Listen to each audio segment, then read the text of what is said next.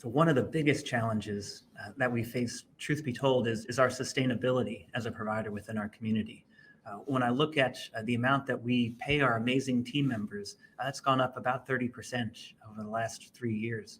The amount that we pay for supplies to care for patients within places like our Level 1 Trauma Center, that's gone up 30% over the last 3 years.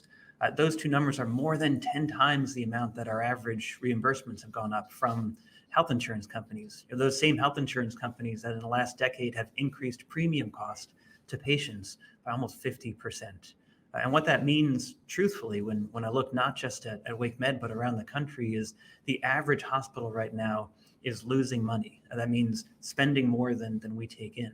And the long-term impacts of that to me are really scary, because what they mean around the nation are fewer hospitals providing fewer services and truly exacerbating the dual crises right now of access and equity that we're trying to battle in America.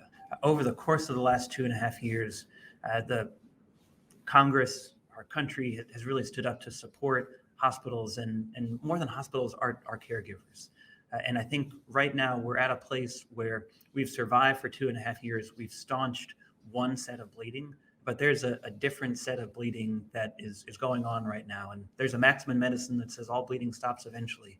We don't want it to end with the death of hospitals in communities around America that need that support.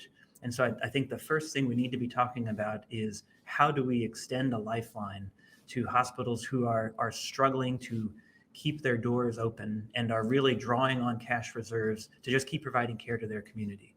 Obviously, that's not the end of the story. We know transformation needs to happen in the way we deliver care and the places we deliver care. But right now, what we are talking about really is an acute crisis of sustainability, that unless we extend a lifeline and give those settings a transfusion, then we're not going to keep them alive long enough to be able to transform care and continue serving the communities who need their help. But our biggest challenge right now is that wave is crashing all at once. And when that impacts healthcare, it means that if a hospital in your community is not sustainable, you don't have a hospital. That's a different kind of impact for a community than when other kinds of services close. Every service is important, but we need our hospitals to be there for us when we need them, because we don't have any other choice.